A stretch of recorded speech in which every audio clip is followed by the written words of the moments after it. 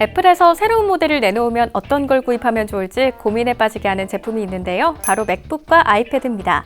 과거에는 이런 고민을 할 필요가 없었는데요. 맥북과 아이패드 중 하나를 고르라면 당연히 맥북이었죠. 생산성에서 노트북을 따라올 순 없었거든요. 애플은 아이패드 1세대를 출시하면서부터 아이패드가 업무용 기기라는 점을 줄기차게 강조해왔습니다. 하지만 아이패드 혼자서 할 수 있는 일은 그리 많지 않았어요.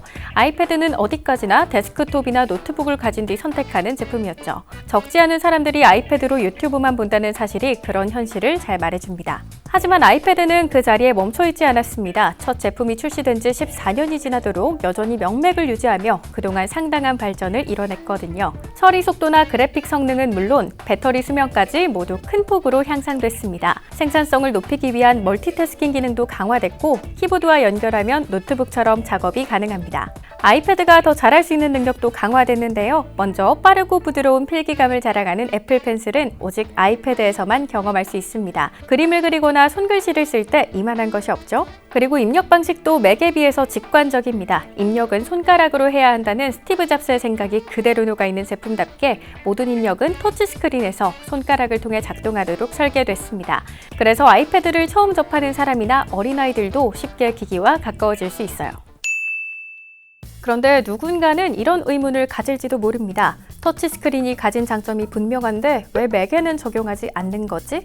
애플은 어떤 생각을 가지고 있는지 궁금해지는데요. 최근 한 외신과 애플 임원과의 인터뷰에서 그 단서를 얻을 수 있었습니다. 지난 13일 미국 월스트리트 저널은 맥 아이패드 제품 마케팅 담당 임원인 톰 보거와의 인터뷰를 통해 애플이 맥과 아이패드 제품군을 어떻게 다루고 있는지 전했습니다. 톰 보거는 애플이 맥과 아이패드를 경쟁 관계로 보지 않는다고 말했는데요. 둘 중 한 제품군이 다른 제품군을 대체하는 것이 아닌 상호 보완적인 제품으로 본다며 맥이 키보드나 마우스를 이용한 간접 조작 중심이라면 아이패드는 터치를 기반으로 한다고 설명했습니다. 인터뷰에서는 터치스크린을 탑재한 맥 출시 여부에 대해서도 언급됐는데요. 톰 보거는 이미 많은 고객이 맥과 아이패드를 모두 갖고 있고 맥에서의 작업을 확장하는 용도로 아이패드를 이용한다고 설명했습니다. 맥에 터치스크린을 적용하는 방향으로 마음을 바꿀 수 있지 않냐는 기자의 질문에는 가능성은 열려있다는 식으로 답변했습니다.